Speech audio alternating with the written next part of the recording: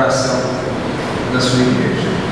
Se nós estamos nessa noite com essa oportunidade, irmãos, é porque Deus assim o quis, que fosse feito para a honra e para a glória do nome do Senhor, nosso Deus. E o que nós vamos fazer nesse instante, vamos abrir a palavra do Senhor no livro de Hebreus. Livro de Hebreus, capítulo 6, versículo 9.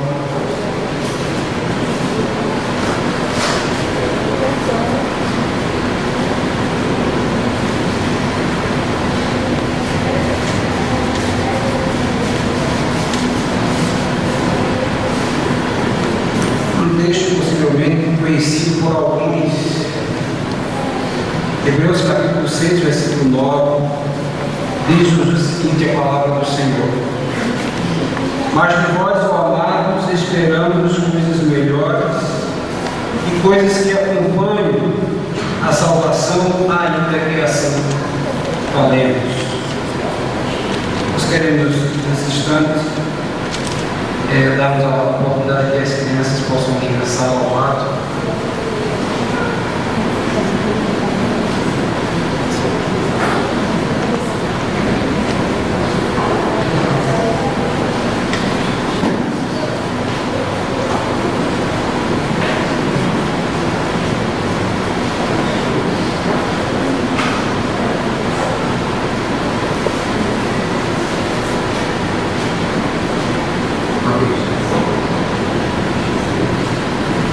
Vou ler mais uma vez, irmãos.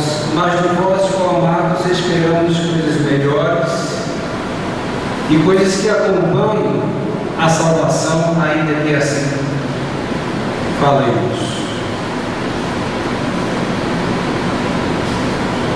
Na nossa vida nós temos projetos, nós temos ideais, nós temos propósitos. E dentre todos esses projetos e propósitos, nós pensamos sempre ter algo melhor para a nossa vida. Quando nós criamos os nossos filhos, o nosso desejo é que os nossos filhos cresçam e que eles tragam coisas boas para nós que somos os pais. Quando educamos também é porque queremos que eles sejam bem sucedidos na vida, que eles possam trazer algo também bom para aqueles que têm cuidado dele, têm dado educação. Não é diferente também com relação a Deus. Deus, ele sempre esperou coisas melhores do seu povo. Sempre desejou um melhor relacionamento com o seu povo. Ele sempre pediu frutos do seu povo. Deus sempre pediu que mostrasse a ele que realmente o seu povo era seu. O Senhor Jesus disse uma certa vez: nisso é glorificado meu Pai, que deis muitos frutos. Deus sempre se interessou e está buscando o seu povo. E dizendo dessa maneira: povo meu, eu quero de vós coisas melhores, coisas que mostrem a vossa salvação. Povo meu, eu quero de vós obras melhores, obras que realmente mostrem que vós sois meu povo. Irmãos, Deus deseja coisas melhores de nós. O texto diz: mas de vós, ó amados, esperamos coisas melhores e coisas que acompanhem a salvação, ainda que assim falemos. No passado, Deus teve um propósito todo especial quando tirou o povo da terra do Egito. Tirou o povo da terra do Egito para que o servisse. Deus tinha esperança a respeito de Israel. Mas essa esperança não foram cumpridas e nem satisfeitas pelo povo de Israel. Porque nós vemos que um caminho que poderíamos dizer que ele podia ser percorrido aproximadamente pelos 15 dias. O povo de Israel levou 40 anos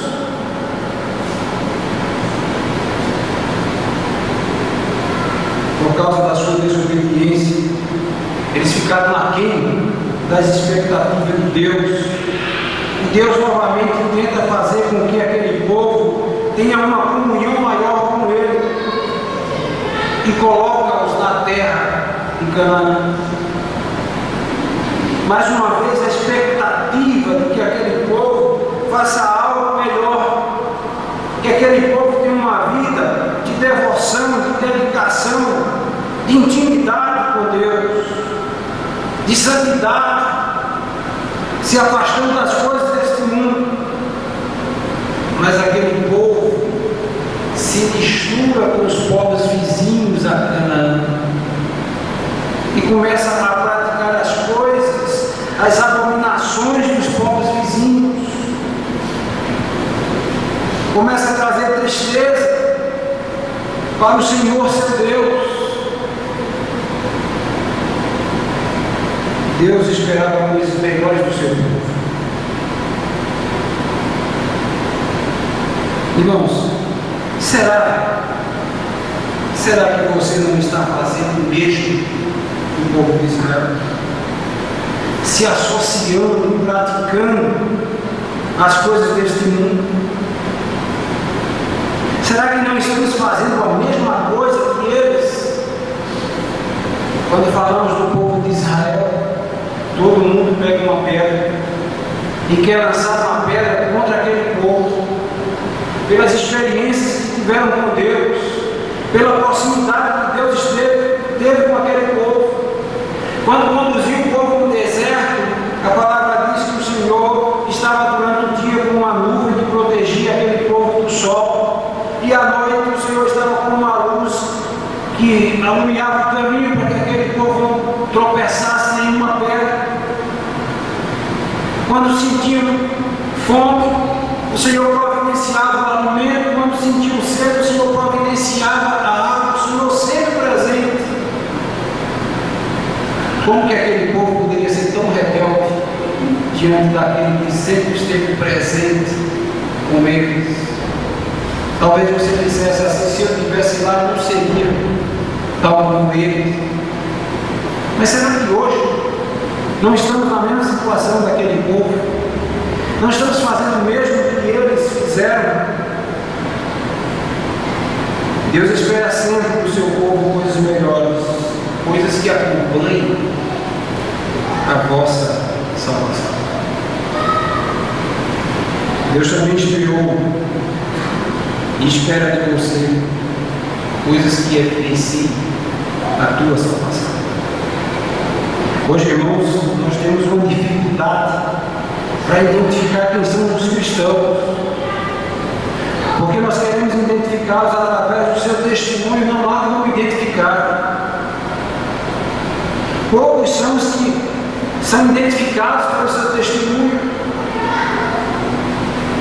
porque o testemunho que a igreja tem dado nesses últimos dias não sendo testemunho de uma igreja que serve ao Senhor Jesus Cristo. A semelhança do povo de Israel, estamos nos misturando com os vizinhos, com os pecadores, e não somente se misturando, mas fazendo o que eles fazem. Estamos cometendo abominações diante do Senhor. A mensagem de Deus hoje não é somente uma mensagem individual, mas é uma mensagem para esta igreja. É uma mensagem para todos nós, e nós temos que refletir acerca disto. Deus espera desta igreja muitas coisas, por uma simples razão: Ele nos tem dado muito. Deus espera coisas melhores, coisas que evidenciem a salvação dos seus membros, porque Deus tem dado bênçãos a esta igreja. Deus pede de nós coisas melhores, pede de nós coisas que evidenciem a nossa fé. Deus espera um serviço melhor dessa igreja.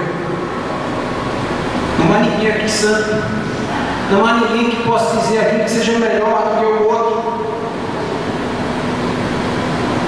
Precisamos crescer e dar a Deus coisas melhores que evidenciem a nossa fé. Nós carecemos de exortações nesse sentido, irmãos. O que Deus nos tem dado? Você já refletiu sobre isso? O que Deus te tem dado? O que Deus tem dado a essa igreja?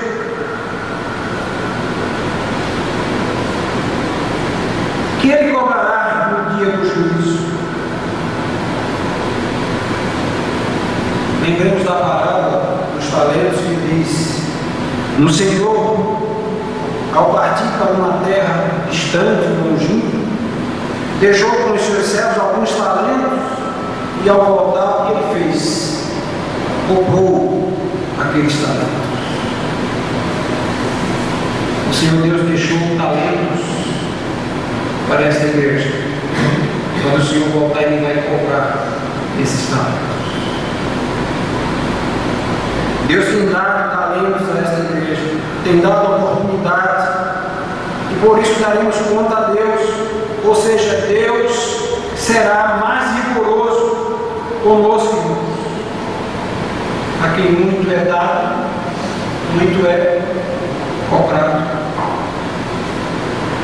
Quanto mais você receber da parte de Deus, mais Ele vai te cobrar.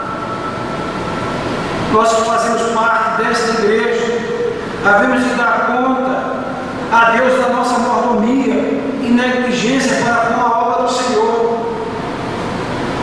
E como nós temos sido negligentes com a obra do Senhor? Estamos vivendo dias difíceis, mas a igreja tem continuado no mesmo lugar. Nós temos ficado no mesmo lugar. Ficamos parados. E quando o pastor Raimundo esteve aqui na terça-feira passada, dando um testemunho acerca do seu trabalho lá na Amazônia, entre os índios, quanta dificuldade, quanto trabalho, quanta distância para chegar àqueles locais. E uma coisa me chamou a atenção quando ele falava, é que ele dizia que nós, como igreja, estamos sentados esperando que Deus traga as pessoas para a igreja, quando a missão da igreja é ir ao encontro dessas pessoas. Nós estamos sentados, irmãos, esperando que as pessoas procurem a igreja, mas o trabalho da igreja, a obra da igreja, é sair ao encontro dessas pessoas. Quando a palavra de Deus fala em Atos, que o testemunho da igreja de Atos ali levava outras pessoas a irem à igreja, não significava que eles ficavam o tempo todo dentro da igreja, não. Eles evangelizavam, eles trabalhavam, eles faziam a obra do Senhor e Deus acrescentava aquela igreja que haviam de ser salvos.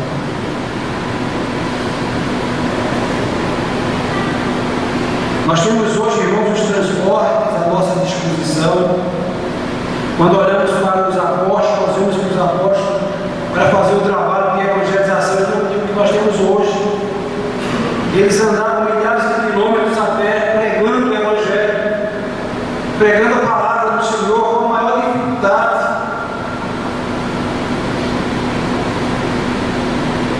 Nós temos hoje não somente os meios de transporte, mas nós temos os meios de comunicação.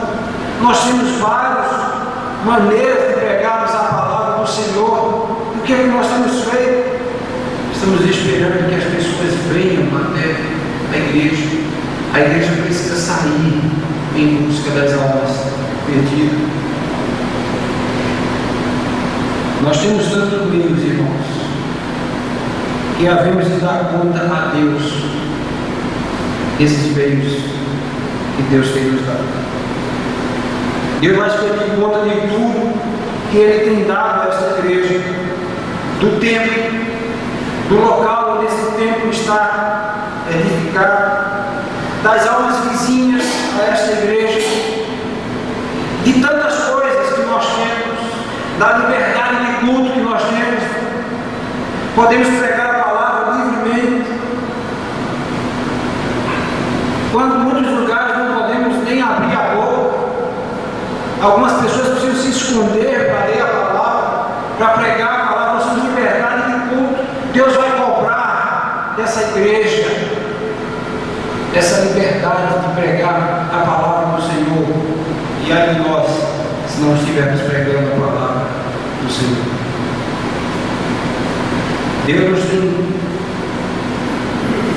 Deus espera desta igreja, irmãos, coisas melhores e coisas que acompanhem a vossa salvação. Deus nos fez seus filhos. Nós somos chamados povo de Deus, geração escolhida, eleita, sacerdócio santo, tirada das trevas para a luz. E nós encontramos lá em 1 Pedro 2,9, geração eleita, povo escolhido, povo exclusivo de Deus, separado, guardado, protegido, abençoado por Deus. Deus há de cobrar dos seus filhos tudo aquilo que Ele tem dado a eles. Se você é um filho de Deus, Deus vai cobrar de você. Se você é um servo de Deus, Deus vai cobrar de você. Vai cobrar o teu testemunho. Vai cobrar a evangelização. Você diz: eu não sei pregar, eu não sei evangelizar. Não existe não sei. Todos nós sabemos evangelizar. O que eu vou dizer, o que eu vou fazer? Fale do que Deus fez na tua vida. Eu já disse isso aqui.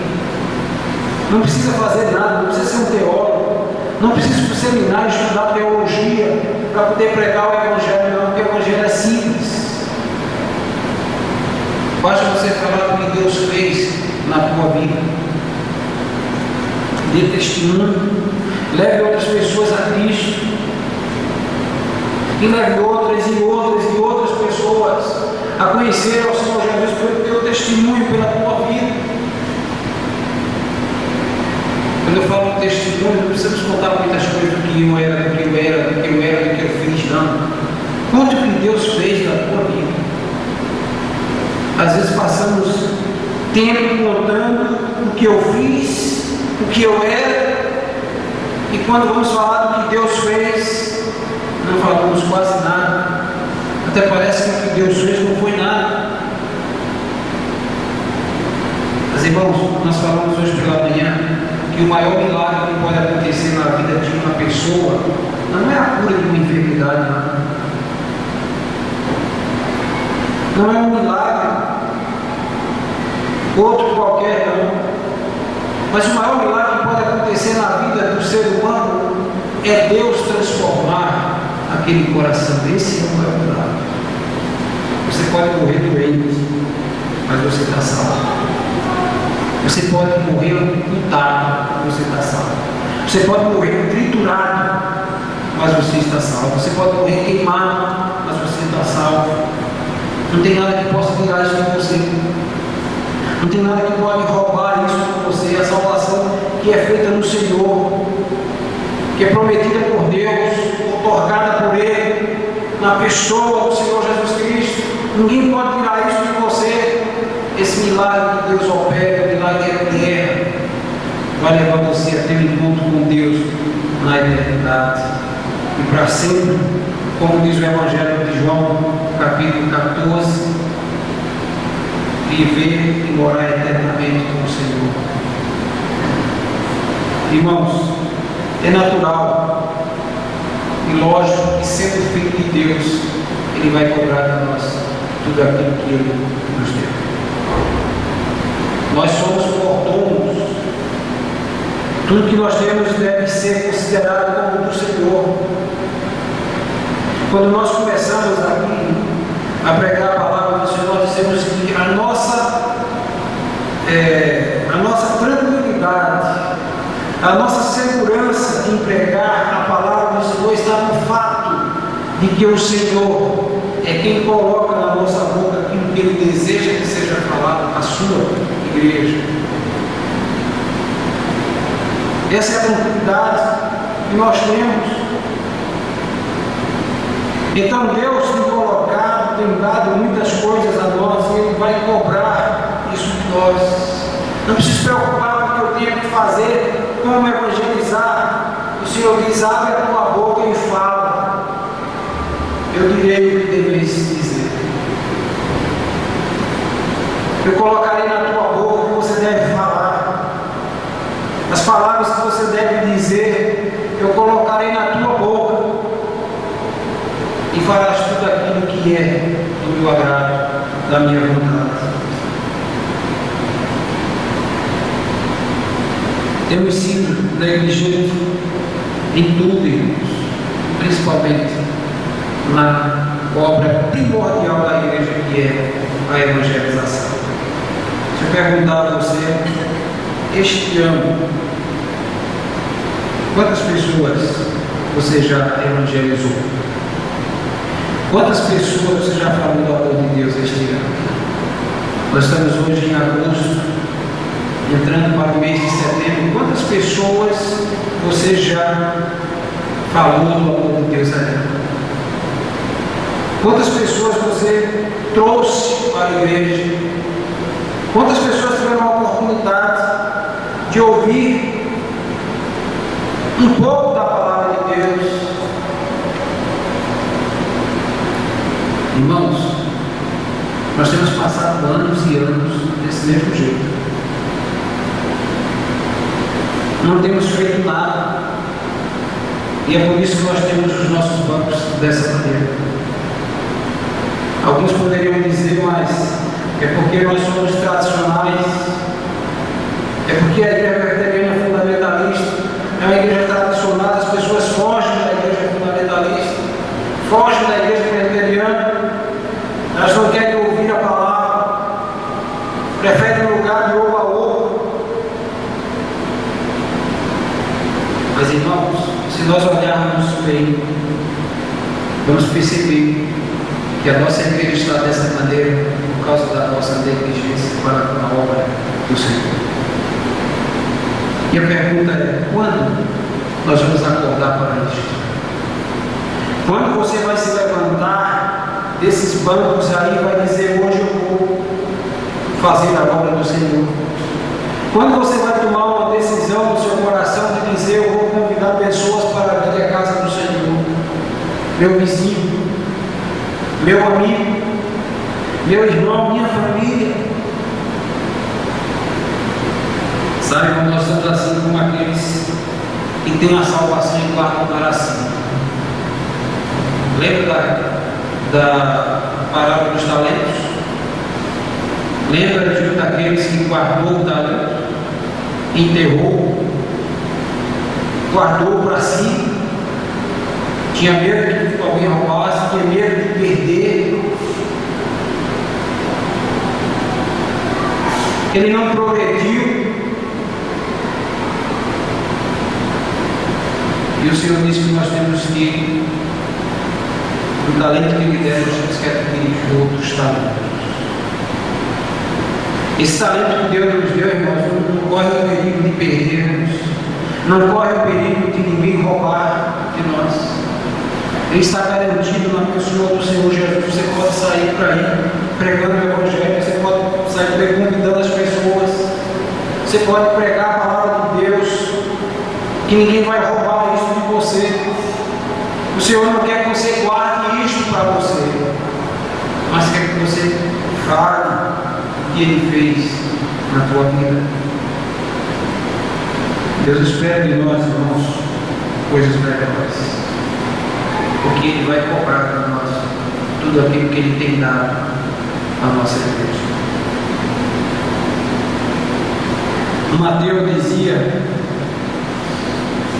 ao ver a nossa falta de fervor, a nossa falta de fé, o nosso desânimo, a nossa negligência para com a obra do Senhor, Ele disse o seguinte: se eu acreditasse com firmeza, como disse milhões, que a religião nessa vida influencia o destino da alma,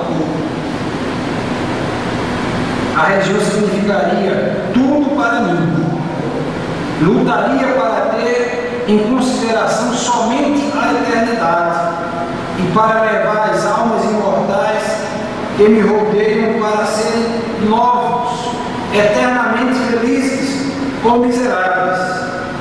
Eu sairia ao mundo para pregar a tempo e fora de tempo, e eis o texto que eu usaria, que aproveitaria o homem ganhar tudo e perder a sua alma. Isso falou Mateus, dizendo que se ele tivesse a certeza que nós temos da nossa salvação, ele não ficaria calado, ele não cruzava os braços, mas sairia a tempo e fora de tempo, pregando a palavra do Senhor, dizendo que aproveitaria o homem ganhar o mundo inteiro e perder a sua alma. Irmãos, Deus há de cobrar de nós. A igreja não veio para ficar sentada. A igreja não foi escolhida por Deus para ficar aqui nesse local. A igreja foi escolhida para expandir, para pregar a palavra, para levar outras pessoas a ter um encontro com Cristo. Como o Senhor irá voltar, buscar a igreja, se a igreja não sair para evangelizar? Sabe quem pode anteceder, quem pode aproximar a vida do Senhor? É a igreja. Porque o pastor Raimundo, na terça-feira passada, falou: irmãos, muitas pessoas ainda não ouviram a palavra do Senhor. Muitas pessoas ainda não ouviram a palavra do Senhor. E se a igreja não for ao encontro dessas pessoas, também Cristo não vai voltar a buscar a igreja. Porque a palavra diz que todos ouvirão, todos conhecerão a Deus, todos saberão que Deus existe, que Ele é o Salvador, que Ele tem salvação para dar a todos. Até esse momento, Cristo não vai voltar para buscar a igreja. E pode até ser, irmãos, e haja pessoas na nossa vizinhança que ainda não ouviu a palavra do Senhor. Nós estamos em pleno século XXI. E pode ser que existam pessoas ao redor desta igreja que ainda não ouviu a palavra do Senhor. E sabe com quem Deus vai cobrar? De nós. A igreja local. Porque nós não temos feito a obra do Senhor. Mas de vós, ó amados, esperamos coisas melhores, diz a palavra do Senhor, e coisas que acompanhem a vossa salvação. Precisamos, irmãos, viver de maneira que Deus continue derramando bênção sobre nós. As coisas que acompanham a nossa salvação: vida de comunhão,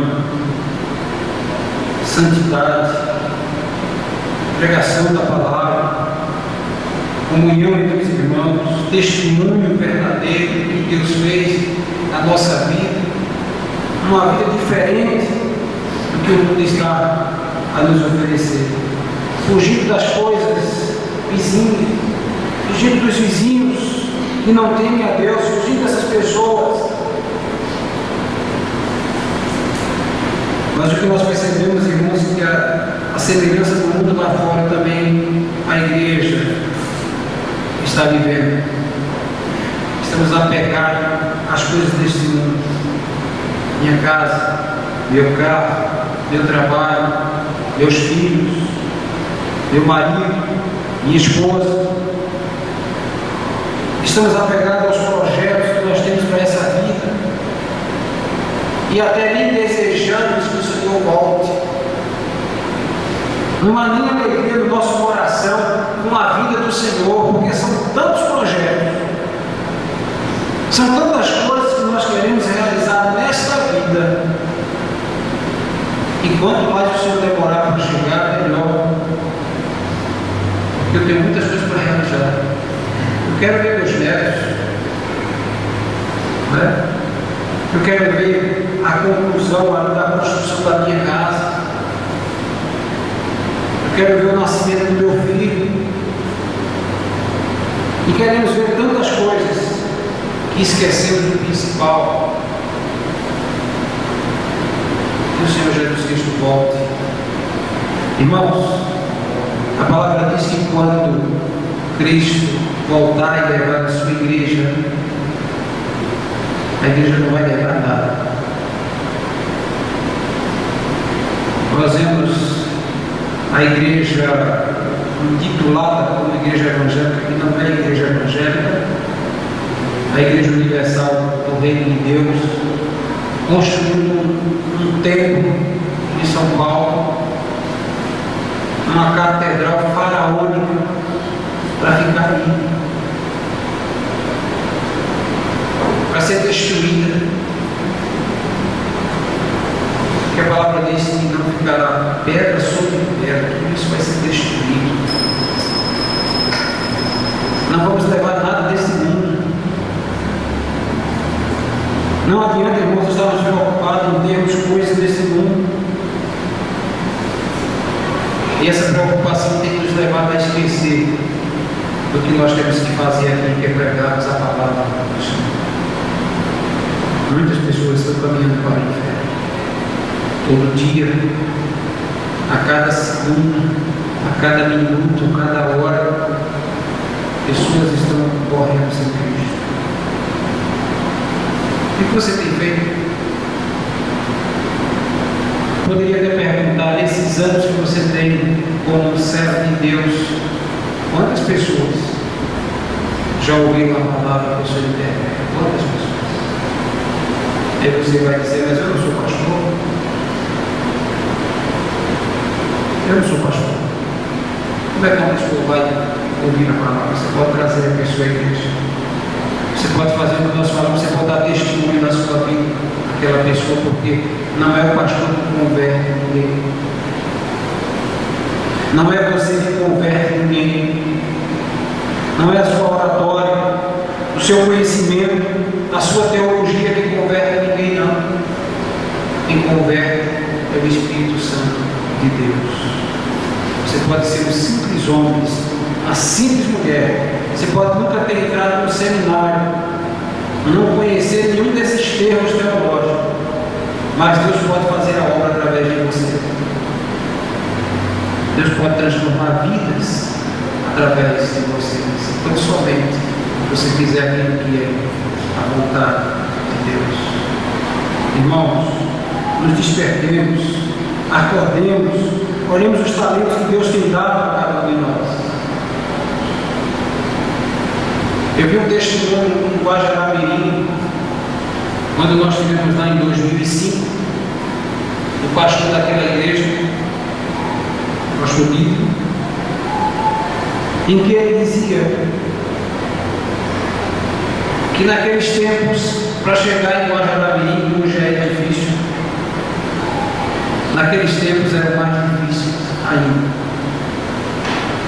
Não tinha avião para chegar próximo de lá, não tinha estrada para chegar de carro até lá. E pensa na dificuldade para chegar até aquele lugar. Mas alguém foi até lá e plantou a semente do Evangelho naquele lugar. E hoje nós temos 2 igrejas lá em Guajará-Mirim. Olhando o testemunho do pastor Raimundo, a dificuldade de fazer aquele trabalho, de entrar passando 5, 6 dias dentro de um navio para chegar no terreno, no local, para encontrar 27 pessoas. 27 pessoas. 5 dias para levar o Evangelho a 27 pessoas que ninguém podia levar, porque o custo é alto, vai se gastar muito para chegar até aquele lugar, muitas horas, dias, vamos gastar muito dinheiro para essas 27 pessoas que querem sair, faz de conta que nem existe. Você está fazendo assim. Nós estamos fazendo desse mesmo jeito. Sabe quanto vale uma aula? Você sabe quanto vale uma aula? Já fez esse cálculo? Também. Mas a Bíblia diz que tem um preço. Não sei calcular, mas a Bíblia fala que o único preço que foi pago foi o que o Senhor Jesus pagou por essa. É por isso que ela não tem preço. É por isso que eu não posso comprar. É por isso que eu não posso fazer nada. Só quem pode fazer é o Senhor. Ele comprou a minha vida, Ele comprou a tua vida com o preço de sangue. Pagou em sangue. Não tem como a gente pagar Ele. Não tem como comprar ninguém. 27 pessoas, irmãos, numa distância dessa. E graças a Deus, porque Ele tem colocado amor no coração de homens que têm tido coragem para chegar até esse lugar. Porque não é brincadeira você ficar no navio 5 dias comendo peixe, peixe, até chegar lá e voltar comendo peixe até a casa de volta. Isso sujeito a todo tipo de doença, né? Mordido pelos mosquitos, mas por aquelas vidas que estão lá precisando da palavra de Deus. Irmãos, Deus vai cobrar de nós. Nós estamos aqui dentro da capital, tudo perto. Você quer ir para qualquer lugar do Recife, você tem um ônibus. Observe, é um bairro privilegiado. A maioria dos bairros passam aqui no Ipsep. Você deseja ir para qualquer lugar do Recife, você pega um ônibus e chega até lá. O que você tem feito com tudo isso que Deus tem dado a você? O que você tem feito com a saúde que Deus tem te dado? O que você tem feito com o dom que Deus tem dado a você? Irmãos, Deus vai cobrar de nós. A quem muito é dado, muito é cobrado. Eu espero que Deus possa nos despertar, que Deus possa nos acordar, irmãos, para essa obra, para sentirmos paixão pelas almas perdidas, para levantarmos desses bancos e irmos atrás daqueles que estão caminhando para o inferno. Que Deus tenha misericórdia de nós, que Deus chame a nossa atenção, para que naquele dia Ele não venha cobrar de nós muito, que cobrar Ele vai. Tem muitas coisas não vamos conseguir fazer por causa da nossa negligência. Eu quero encerrar esse momento lendo mais uma vez esse texto de Hebreus capítulo 6, versículo 9, que diz o seguinte: mas de vós, ó amados, esperamos coisas melhores e coisas que acompanhem a salvação, ainda que assim falamos. Que Deus seja com cada um de nós e que Ele nos abençoe em nome de Jesus.